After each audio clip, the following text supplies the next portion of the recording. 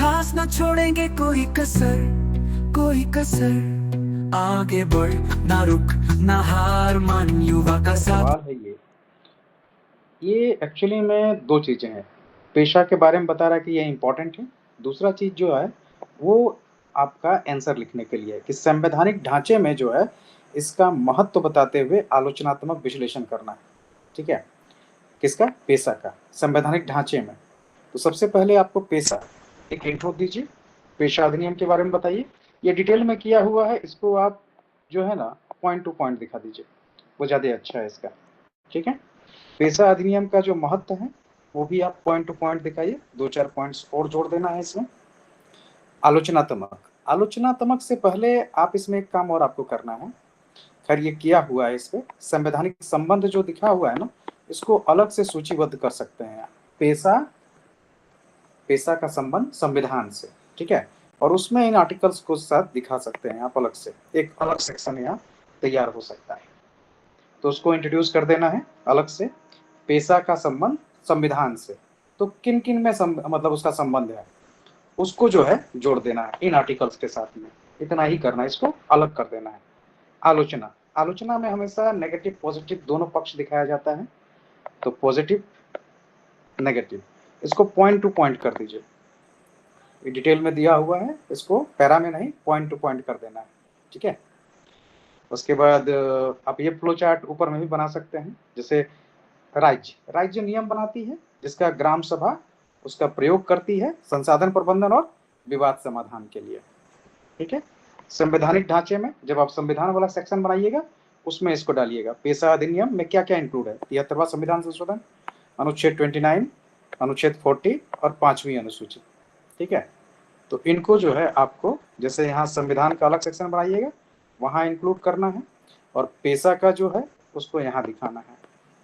पेशा का जो ये है क्रियान्वयन जो है इसको। ठीक है, और उसके बाद आपको एक निष्कर्ष लिख देना है। बस यही है सवाल में, और कुछ नहीं। तो जिनका प्रोजेक्ट मैनेजर वाला है ना वो तैयार स्टार्ट कर रहे हैं इसको। अब हम लोग देखते हैं 40 जेपीएससी वाला जो सवाल था हम लोग का, आपातकालीन प्रावधान। आज तो यही सवाल था। ठीक है, तो इसमें है कि भारत संविधान के अनुच्छेद 352 से 360 के तहत आपातकालीन प्रावधानों के संवैधानिक ढांचे पर चर्चा करें। ठीक है, 352 और 360 के बीच में जो भी उसके इंपॉर्टेंट प्रावधान है उसके बारे में डिटेल बताना है इसमें। दूसरा बताना है कि भारत संविधान के तहत आपातकालीन प्रावधानों के लोकतंत्र को कमजोर करने की संभावना के लिए आलोचना की गई है। मतलब ये शुरुआत में भी संविधान में बहस चला था कि आपातकालीन प्रावधानों को शामिल करना कहीं नागरिक अधिकारों का हनन तो नहीं है। ठीक है, लेकिन देश की एकता के लिए इनको अपनाया गया जर्मनी के वाइमर संविधान से। तो थोड़ा सा इस पक्ष पे आपको देखना है, आलोचनात्मक पक्ष में, कि क्या ये लोकतंत्र को कमजोर करता है, और उसके बाद आपको सुझाव देना है। ठीक है, कुछ नहीं करना है, एक इंट्रो देना है जैसा दिया हुआ, चाहे तो इसी को कॉपी कर लीजिए।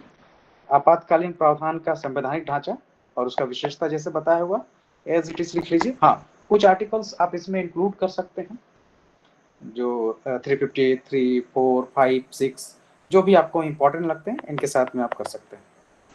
अब इसके बाद में इनका जो है, पहले तो इसका महत्व बताइए, आलोचनात्मक विश्लेषण करना है हमको। ठीक है, उससे पहले आपको एक चीज करना है इसको लेकर, इनके जो ये है लिमिट उनको बताना है। लिमिट मतलब किन किन आपातकाल में नागरिक अधिकारों का क्या क्या जो है वो लिमिट हो जाता है, उसकी सीमा तय हो जाती है।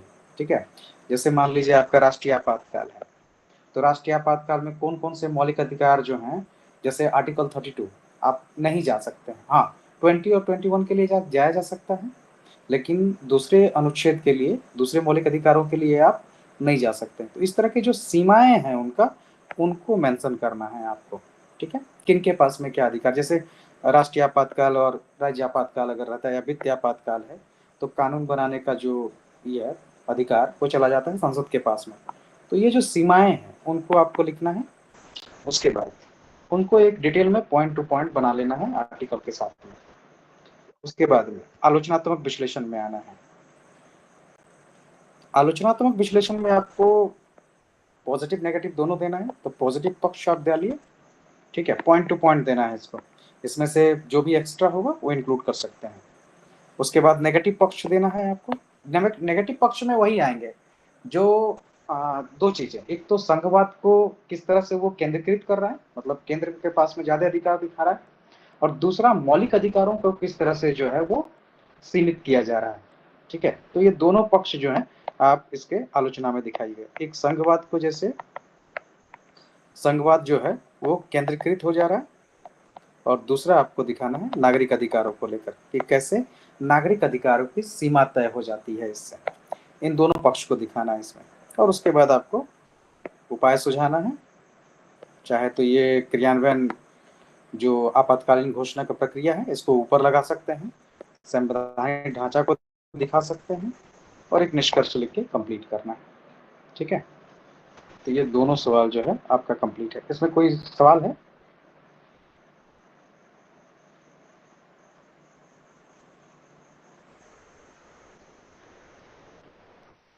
सर जो संवैधानिक पक्ष का जो आर्टिकल है सर, उसको अगर मेंशन करेंगे तो उसमें दो दो पॉइंट उस पर भी लिखना होगा ना सर, उसके बारे में भी थोड़ा सा नहीं, देना कोई होगा। जरूरत नहीं है उसमें, कुछ नहीं, सिर्फ आर्टिकल मेंशन कीजिए किससे रिलेट मतलब है, बस उतना ही आपको करना है। देखिए, प्रोजेक्ट मैनेजर में सबसे बड़ा समस्या है 2 घंटा का है, हाँ ठीक है, 2 घंटा का है। आपके पास में टाइम नहीं है ज्यादा, तो आप बहुत ज्यादा डिस्क्राइब नहीं कर पाइएगा, तो इसीलिए बहुत ज्यादा डिटेल में नहीं जाना है। हमको जो मांग रहा है उसमें डिटेल में जाना है। फैक्ट को जो है फैक्ट तक सीमित रखें। जैसे आर्टिकल 29 किससे रिलेटेड लिख देना है, आर्टिकल 244 और 5th शेड्यूल किससे रिलेटेड है वो लिख लेना है, बस। और कोई सवाल है?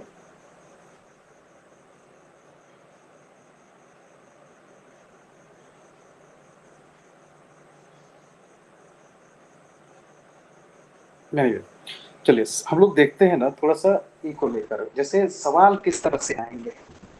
तो किससे स्टार्ट करें, FRO ACF से या फिर आपका प्रोजेक्ट मैनेजर से?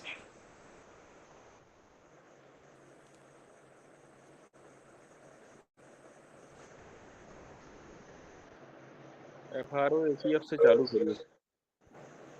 FRO FCF से करते हैं, ठीक है। तो GS का पेपर है 100 मार्क्स का, उसका बताइए सर। GS का,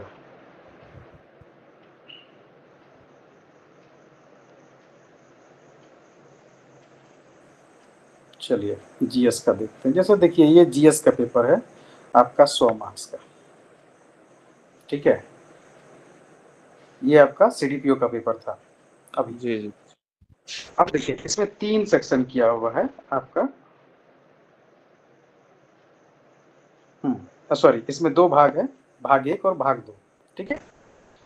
भाग 1 में आपको 3 सवाल दिया हुआ है, जिसमें से आपको 15-15 के 2 बनाने हैं, 30 नंबर बनाना है, ठीक है। और उसके बाद में जो है आपको फिर जो है भाग 2 में इसमें 3 क्वेश्चन दिए हैं जो आपको बनाने हैं, 60 क्वेश्चन हो गया। ये आपका पार्ट 1 हो गया। खंड ग्रुप 2 में क्या दिया है, फिर इसका भी 2 पार्ट किया है। 20 का आपको 2 सवाल है, 1 बनाना है, 20 का 2 सवाल है, 1 बनाना है। यही पैटर्न रहने का उम्मीद है आपका ए में, और क्या बोलते हैं अभी आपका FRO में, ठीक है। वहाँ भी आपका 100 नंबर का है। ऑब्जेक्टिव जहाँ तक है इसमें नहीं आएंगे, जो GS पेपर है उसमें ऑब्जेक्टिव FRO में नहीं आएगा, क्योंकि उसका मार्क्स कम है, ठीक है। तो अब क्या होगा, जैसे आपका सिलेबस क्या है,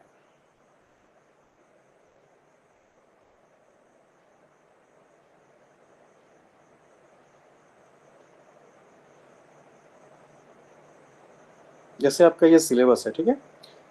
भारत इतिहास और भारतीय राष्ट्रीय आंदोलन, मान लीजिए 2 सवाल इससे दे देगा। भारत और विश्व भूगोल 2 सवाल हो गया, इससे मान लीजिए आपको 2 सवाल रह गया, 2 सवाल 2 सवाल 2 सवाल, ठीक है। अब आपको ये जो इतने सवाल दिए हैं, मतलब कितना हो गया, 12 सवाल। 12 सवाल में आपको 6 सवाल बनाने होंगे। ठीक है, पार्ट 1 और पार्ट 2 की तरह से इसको वैसे ही बांटा जाएगा। एक पार्ट हो गया और ये आपका ऊपर वाला एक पार्ट हो गया। 2 पार्ट में जो है आपका निपट जाएगा। अब उसमें से ऊपर में 6 सवाल रहेंगे। 6 सवाल 15 नंबर के भी आ सकते हैं, 20 नंबर के भी आ सकते हैं। उसमें उसको लेकर हो सकता है किसी सेक्शन को 10 नंबर भी डिस्ट्रीब्यूट कर दे, लेकिन जहाँ तक है आपको 6 सवाल बनाने होंगे ओवरऑल। ठीक है, और क्वेश्चन का पैटर्न वैसे ही रहेगा जैसे सीडीपीओ में है। जैसे सीडीपीओ में सवाल को देख लीजिए क्या पूछते हैं। जैसे आपको पूछा है कि राज्य के नीति निर्देशक सिद्धांत देश के प्रशासन के लिए महत्वपूर्ण है तथा मौलिक अधिकारों से पृथक नहीं किया जा सकता है। मिनर्वा मिल्स केस, दोनों जो है एक दूसरे के पूरक हैं, इसी को डिफाइन करना है इसमें। उसी तरह से क्या आपको लगता है भारत में केंद्र राज्य संबंध असममित संघवाद है, असिमेट्रिक फेडरलिज्म की बात की जा रही है। ठीक है, इस तरह के टर्मिनोलॉजी थोड़े से मतलब ये होते हैं, मतलब हर बुक में नहीं मिलेंगे, तो उससे मेल खाता है क्या ये बताना है आपको, इसको डिस्क्राइब करना है असिमेट्रिक फेडरलिज्म को। ठीक है, मैंने असिमेट्रिक फेडरलिज्म पे एक वीडियो बनाया हुआ था, उसको आप देख सकते हैं इसको। उसके बाद उपभोक्ता सशक्तिकरण के अधिकारों के लिए उपभोक्ता संरक्षण अधिनियम पूछ दिया इसमें। तो हो सकता है इस तरह के किसी एक्ट को लेके आया जाए, जैसे महिला सुरक्षा, बाल सुरक्षा, उस तरह के कानून ला सकता है, लेकिन संभावना कम है। ठीक है, हिस्ट्री के सवाल रहेंगे तो वो मतलब उसमें मैनेज हो जाएंगे। अब जो साइंस के सवाल जो है ना वो टिपिकल रहे हैं। जैसे इसमें दिया है आपको construction and working of thermocouple पूछा। दूसरा इसमें पूछा है आपको कि जो रेलवे लाइन होती है उसका पटरी आई सेप्ट क्यों होता है। ठीक है, ये पूछा है। और फिर उसको पूछा है आपको रेडियो एक्टिविटी और radio carbon dating. Radio carbon dating ये तो जरूर कर लीजिएगा, ये फिर से रिपीट हो सकता है, संभावना से इनकार नहीं किया जा सकता। लेकिन एक चीज साइंस में फायदा है FRO, उसमें जो है ना इन्वायरमेंट वाला सेक्शन दिया हुआ है, तो वो आपको बेनिफिशियल है, उसको आप ढंग से कर लीजिए। वहाँ से एक सवाल रहेगा ही रहेगा, वो आप इजीली बना सकते हैं, तो इसका इम्पैक्ट नहीं पड़ेगा अगर कुछ उस तरह का सवाल पूछता भी है तो। ठीक है, उसके बाद जैसे इकोनॉमिक्स में हरित क्रांति क्या है, तो इसी तरह से सवाल आपको आएंगे, गरीबी, बेरोजगारी, हरित क्रांति, कृषि समस्याएं, नॉर्मल सवाल। भारत कृषि के महत्व पर निबंध लिखिए। भारत के विशेष संदर्भ में जनसंख्या वितरण, ये ज्योग्राफी का सवाल है। ठीक है, और झारखंड की संरचना और धरातलीय स्वरूपों का वर्णन कीजिए। हो सकता है नदी दे दे, मिट्टी दे दे, उसकी समस्याएं पूछ दे, यहाँ पर डेजर्टिफिकेशन को लेकर सवाल आ जाए या वन संबंधी सवाल आ जाए, तो EVS में आप देख रहे हैं उसको, उस तरह के सवाल आ सकते हैं। इसी का हम लोग अगर पेपर 2 देखें तो हिस्ट्री थोड़ा सा क्लियर हो जाएगा उसमें। जैसे देखिए, भारत छोड़ो आंदोलन की आलोचनात्मक समीक्षा प्रस्तुत करें, तो उसमें हिस्ट्री दिया है प्लस आपका जो है मॉडर्न हिस्ट्री पूछा है। ठीक है, तो हिस्ट्री में सिंधु सभ्यता हो गया या गुप्त काल, जो मैंने जीके वाले में बनाया है ना, मेन जो टॉपिक्स उसमें से ही आएंगे, कोई अंदर से कुछ नहीं पूछने वाला। जो बहुत हाईलाइटेड टॉपिक्स हैं बस वही, और बाद बाकी उसको भी छोड़ सकते हैं। मॉडर्न हिस्ट्री पढ़ लीजिए, सिंपल आपका काम हो जाएगा उसी से। मॉडर्न हिस्ट्री में आपका 1857 हो गया, राष्ट्रवाद हो गया, महात्मा गांधी की भूमिका काफ़ी पॉपुलर रहता है हमेशा, क्रांतिकारी भूमिकाएं। ठीक है, ये सब चीज़ें मतलब जो हाईलाइटेड है, बहुत अंदर घुसने की जरूरत नहीं है चाहिए। भारत छोड़ो आंदोलन, असहयोग आंदोलन। उसके बाद इसमें एक आर्य सामाजिक पुनरुत्थानवादी आंदोलन का विवेचना करें। ठीक है, जैसे मैंने उसमें राजा राम मोहन राय के बारे में दिया है, तो इस तरह जो कुछ हाईलाइटेड है ना उनके बारे में आप देख सकते हैं। बिरसा मुंडा, तो झारखंड से आएगा सवाल, बिरसा मुंडा से फिर से सवाल आने की संभावना इनकार नहीं कर सकते हैं। इसको सरदारी आंदोलन से जोड़ना था। ठीक है, तो थोड़ा सा यहाँ पर मतलब डिफिकल्ट हो सकता है, बशर्ते अगर आप बिरसा मुंडा को ढंग से ना पढ़े हो तो इसके लिए जैसे संथाल हो, बिरसा मुंडा, ये 2 आंदोलन तो आपको कर लेने चाहिए। और तीसरा आपको झारखंड राज्य क्या बोलते हैं उसका आंदोलन। ठीक है, इस बस आपको नोट्स प्रिपेयर करना है और थोड़ा अच्छे से काम करना है, तो ये आपका हिस्ट्री वाला काफ़ी कुछ सेव कर लेगा। उसके बाद झारखंड में खनन उद्योग के सामने उत्पन्न चुनौतियों की व्याख्या करें बेटी बचाओ बेटी पढ़ाओ योजना पूछ दिया है, ठीक है। तो हो सकता है लाइफ इस तरह के जो प्रोग्राम्स है ना कुछ वो सवाल पूछ दे। हाँ, जैसे ये भारत में गैर परंपरागत ऊर्जा स्रोत के विकास पर प्रकाश डाले, एक सवाल तो इससे आएगा, रिन्यूएबल नॉन रिन्यूएबल से, ये तय है। ये बहुत फेवरेट टॉपिक है जेपीएससी का, ठीक है। तो चाहे जीएस में पूछे, ईवीएस में पूछे, आपसे इससे सवाल आना ही आना है, तो इसको एकदम तैयार कर लेना है अच्छे से। इसमें कोई और सवाल है जीएस को लेकर, क्लियर है कि सवाल किस तरह से आएंगे? माफ कर दो। Yes sir. ठीक है, और किसको देखें बताइए?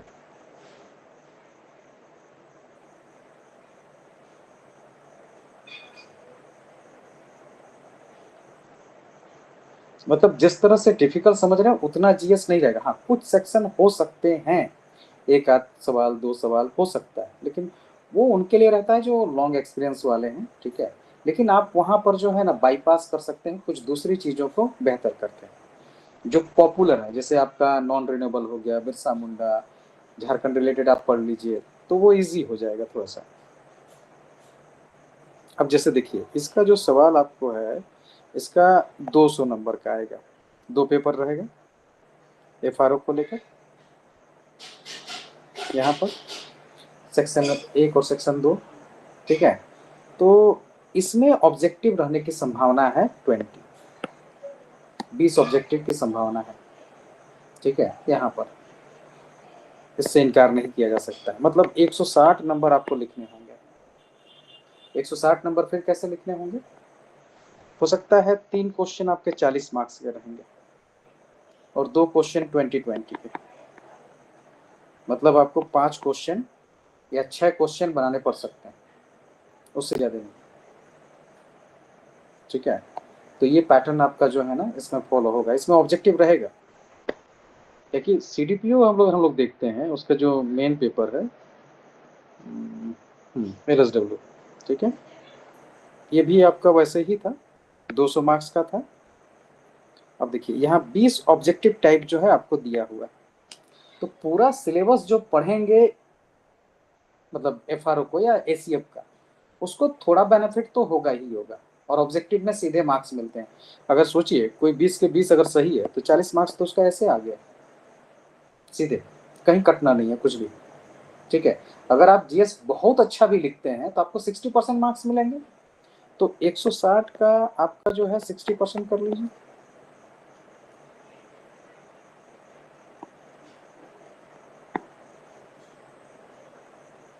इतने मार्क्स आपको आ जाएंगे।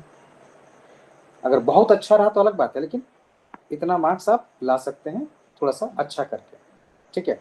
अब यहीं पर जो है थोड़ा फाइट हो जाएगा, जिनका थोड़ा बेहतर रहेगा वो आगे निकलेंगे, और हाँ जिनका बहुत अच्छा राइटिंग रहेगा वो इसको थोड़ा सा ओवरकम कर सकते हैं। लेकिन अल्टीमेट ये बहुत इंपॉर्टेंट है, क्योंकि दोनों में रहेगा। 80 नंबर हो जाएगा ना, 2 पेपर है तो 80 नंबर डिसाइडर हो जा रहा है पूरा। ये डिसीजन मेकिंग वाला प्रॉब्लम ही है, पॉइंट है। तो इसलिए ऑब्जेक्टिव जो है ना बहुत इंपॉर्टेंट है, इसलिए एकदम डिटेल में हर टॉपिक का आपको पढ़ना होगा। यही डिसाइड करेगा, ऑब्जेक्टिव डिसाइड करेगा कि आपका जो है आप पास कर रहे हैं या फेल कर रहे हैं। आप जैसे 160 ठीक है, 320 का आपका टोटल हो गया। 320 में आप कितना मैक्सिमम ला सकते हैं? बहुत ज़्यादा होगा तो 200 नंबर, ठीक है। लेकिन ऑब्जेक्टिव आपका अगर बेहतर नहीं रहा तो फिर ये सारा किया धरा पानी में चल जाएगा। इसलिए ऑब्जेक्टिव जो है ना इसको नज़रअंदाज नहीं करना है बिल्कुल भी। कि मान के चलिए 80 नंबर आपके पास में, ठीक है। तो सिर्फ आंसर राइटिंग नहीं, पूरा मतलब ऑब्जेक्टिव टाइप से भी ना डिटेल में पढ़ना होगा पूरे टॉपिक को। सिलेबस एफआरओ का उतना बड़ा नहीं है, एबीएस किया जा सकता है, टाइम है अभी मेंस का डेट नहीं निकाला है। देखिए किसी भी हाल में पीटी का रिजल्ट जो है ना, जहाँ तक हमको लगता है अभी जब तक फाइनल रिजल्ट नहीं दिया, फाइनल रिजल्ट के बाद हमको लगता है कि कम से कम 7 से 10 दिन लगेगा, ठीक है। उसके बाद फिर मेंस का डेट निकाला जाएगा, ताकि ऑफिशियल डेट तो आया नहीं है, पेपर में आया था। इसलिए जब तक ऑफिशियल नहीं आता है कैसे कर सकते हैं। तो इसलिए ऑब्जेक्टिव बहुत इंपॉर्टेंट है। 80 नंबर बहुत मतलब ये भारी वेटेज है इसका, ठीक है। तो ये आपको जैसे ऑब्जेक्टिव इसमें आए हैं उस तरह से ही पूछा जा सकता है। अब सवाल देखिए, जैसे सवाल देखिए 40 नंबर का 2 सवाल पूछा है यहाँ पर, ठीक है। श्रम विधान की परिभाषा दे, श्रम विधान के विभिन्न प्रकार को वर्णन करें। तो 40 नंबर का आपके सवाल आएंगे, उसमें 2 क्वेश्चन आ सकते हैं, 40-80 नंबर। फिर आपको यहाँ पर जो है 40 के फिर 2 सवाल पूछ दिया 40-40 के, तो 40-40 आपका जो है 160 के 4 सवाल हो गए, 4 सवाल बनाइए। या फिर 6 सवाल हो सकता है, किसी एक को 20-20 में तोड़ सकता है। इससे ज़्यादा सवाल नहीं आएंगे, 6 से ज़्यादा सवाल आपको नहीं बनाने होंगे, ठीक है। लेकिन ज़्यादा चांस है सिर्फ 4 सवाल बनाने का, क्योंकि ये जेपीएससी का पैटर्न है। तो ये मोड रहेगा आपका ईवीएस को लेकर, मतलब एफआरओ का एग्जाम को लेकर। और इसी के अकॉर्डिंग आपका जो है जाएगा एसीएफ भी, ठीक है। एसीएफ कहाँ गया? जैसे एसीएफ है, अब देखिए एसीएफ जहां आपका जीएस है ना, यहाँ भी आपको 20, यहाँ पे 20, मतलब यहाँ ऑब्जेक्टिव यहाँ भी रहेंगे। और ये यहाँ तो और ज्यादा डिसाइड करेंगे कि कौन पास करेगा कौन फेल करेगा, ऑब्जेक्टिव। तो ऑब्जेक्टिव का सही होना बहुत जरूरी हो जाएगा। अगर यहाँ ऑब्जेक्टिव देता है जैसा पैटर्न है, तो वो डिसाइड कर देगा कि कौन पास करेगा कौन फेल करेगा, क्योंकि अच्छा खासा ऑब्जेक्टिव हो जाएगा। यहाँ पर कितना पेपर है? 1 2 3 4 6 पेपर है, 120 ऑब्जेक्टिव, 240 नंबर, मतलब एक पेपर से ज्यादा का वेटेज है ऑब्जेक्टिव में। इसलिए जो डिटेल सिलेबस पढ़ेंगे उनको बेनिफिट तो होगा, इसमें डाउट नहीं है, ठीक है। क्योंकि लिख कर 90% या 80% या 70% नंबर नहीं लाया जा सकता।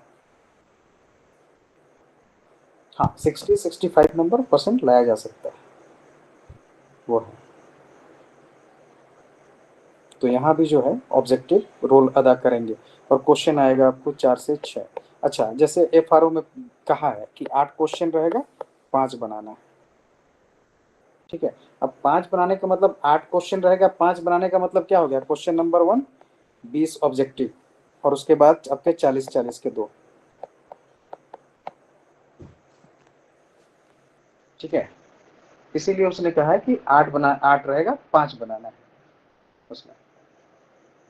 तो उस पैटर्न पे वो सवाल दिया जाएगा, मतलब सीडीपीओ का जो दिया है उसके हिसाब से इस बात का अनुमान लगा सकते हैं। हाँ, अगर बाई चांस अगर नहीं दिया ऑब्जेक्टिव तो अच्छा है, बहुत अच्छा है। लेकिन अगर दिया तो वो डिसाइड करेगा। और सेम वैसे ही इसमें भी, जहां तक अनुमान है उम्मीद लगा सकते हैं कि देगा, ठीक है। अब आते हैं हम लोग प्रोजेक्ट मैनेजर पे।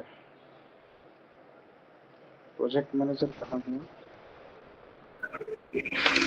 सर एफआरओ का जो ऑप्शनल पेपर है उसका भी बताइए।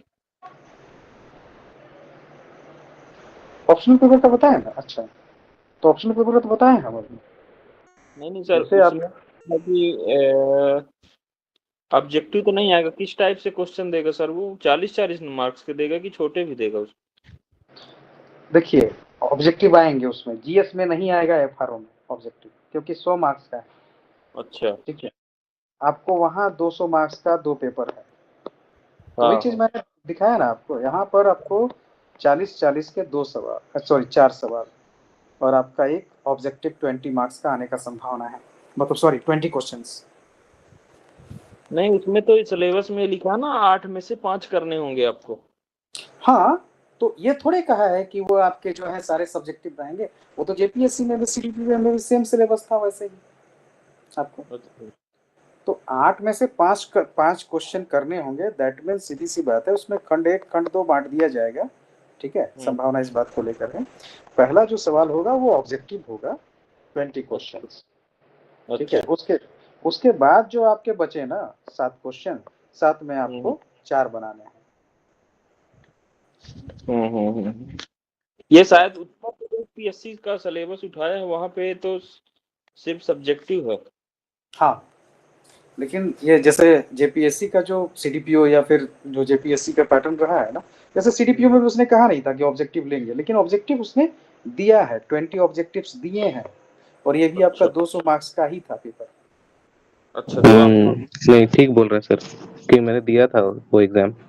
हाँ, और उसमें नहीं कहा था कि ऑब्जेक्टिव पूछेंगे, तो ये पैटर्न बनाया गया है, इसको आप नजरअंदाज नहीं कर सकते हैं बिल्कुल भी। अच्छा, ठीक है, ठीक है सर। जीएस इस का तो आपका नोट्स है सर, उसी बस से एफआरओ का तो हो जाना चाहिए। देखिए थोड़ा ऑब्जेक्टिव को लेकर मतलब करना पड़ सकता है, सब्जेक्टिव के लिए ठीक है, काफी है, क्योंकि ऑब्जेक्टिव जो है ना उसके डायमेंशन कई रहते हैं। नहीं ऑब्जेक्टिव तो कहीं से भी आ सकता है, सब्जेक्टिव के हाँ, लिए जो 100 मार्क्स का है उसमें आपका जो जीएस का नोट्स है उसमें से तो हो जाना चाहिए। बिल्कुल बिल्कुल बिल्कुल हो जाना चाहिए। चलिए ठीक है, थैंक यू। और बताइए और किसमें, अच्छा चलिए प्रोजेक्ट मैनेजर को अब देखते हैं हम लोग इसमें। अब इसमें सबसे इंटरेस्टिंग क्या है कि सिर्फ आपको 2 घंटा है, ठीक है, 2 घंटा है, तो 2 घंटा है तो आपको क्वेश्चंस भी जो है कम टाइम में पूरे करने होंगे, और क्वेश्चंस भी आपको कम ही आएंगे, ऐसा उम्मीद कर सकते हैं। जैसे आपका जीएस है 200 नंबर का, यहाँ भी मान के चलिए आपको 20 ऑब्जेक्टिव्स रहेंगे, हो सकता है ज़्यादा रहे, चूँकि टाइम कम किया गया है, इसलिए इस बात से इनकार नहीं कर सकते हैं कि आपका यहाँ पर ऑब्जेक्टिव्स बढ़ा दे टाइम को मैनेज करने के लिए, ये हो सकता है, लेकिन 20 ऑब्जेक्टिव्स यहाँ मान के चलिए, ठीक है। अब 20 ऑब्जेक्टिव्स, उसके बाद में 40-40 के जो है आपके 4 सवाल बनाने हैं, आप 3 से 4 पेज, उससे ज़्यादा नहीं लिख सकते, ठीक है, क्योंकि कितना मिनट मिलेगा, 25 मिनट मुश्किल से, 25 मिनट से ज़्यादा नहीं मिलेगा, 4 पेज से ज़्यादा क्या लिखिएगा, बहुत हुआ तो 5 पेज जाइएगा। 300 का जो है आपका इंडस्ट्रियल पेपर है, इसको भी यहाँ भी ऑब्जेक्टिव रहेंगे आपके, ठीक है, यहाँ भी आपके ऑब्जेक्टिव रहेंगे, और यहाँ भी मान के चलिए 4 सवाल, या आपको हो सकता है 5, उससे ज़्यादा सवाल नहीं रहेगा इसका, ठीक है। ऑब्जेक्टिव का नंबर से यहाँ बढ़ सकता है क्योंकि टाइम पीरियड कम है, यहाँ पर 2 घंटा दे रहा है, और 2 घंटा हम रियली में बता रहे हैं, मतलब काफ़ी जो है ना ये टाइट रहेगा, मतलब जाइए सिर्फ सोचने में आधा घंटा बीत जाता है, 30 मिनट्स तो खाली जो है ना फॉर्म ये सब फिल करने में, ठीक ठाक थोड़ा पानी पी लें, ये सब में जो है 20-25 मिनट बीत जाता है, बचेगा फिर आपके पास में 1.5 घंटा। तो इसलिए पहले से डिसिप्लिन में आंसर राइटिंग बहुत जरूरी है, चाहे आप एफआरओ दे रहे हैं, चाहे एसीएफ दे रहे हैं, चाहे प्रोजेक्ट मैनेजर दे रहे हैं, क्योंकि एक बार अगर आपका पहले से हर क्वेश्चन ड्राफ्ट किया हुआ रहेगा, दिमाग में बिठा हुआ है, ठीक है, जैसे अभी हम लोग जैसे ये दे रहे हैं, ठीक है, किसी भी क्वेश्चन को आप देख सकते हैं, जैसे हम लोग अभी हेल्थ एंड इसको लेकर देखते हैं, ठीक है, तो जैसे इस तरह के सवाल अगर आप एक बार बना चुके हैं तो फिर क्या होगा ना, लिखना आसान रहेगा। लेकिन आपके अगर नया मतलब बिल्कुल नया टॉपिक आ गया जो आप पढ़ ही नहीं है, फिर आप उसको ढंग से उस नज़रिए से ना देखें, तो फिर उसको हैंडल करना टाइम लगेगा सोचने में। तो दिमाग में पहले से जो है ना हर टॉपिक, चाहे जिस तरह के भी सवाल आए, उसका एक पैटर्न खाका खींचा हुआ होना जरूरी चाहिए, और उसके लिए प्रैक्टिस जरूरी है, ताकि सीधे पढ़ के आप नहीं लिख सकते हैं, कई डायमेंशन होते हैं उसको। जैसे अब इसी को लेकर जैसे था कि जो आपका पेस्टिसाइड्स को लेकर था, ठीक है, तो पेस्टिसाइड्स को लेकर क्या था, एग्रीकल्चर हैजार्ड्स एंड हेल्थ, ठीक है, ये दोनों आपको दिखाना है, प्लस आपको सजेशन देने हैं। अब इसी के साथ कुछ और चीजों को भी जोड़ा जा सकता है, ठीक है, तो अब इसको क्या क्या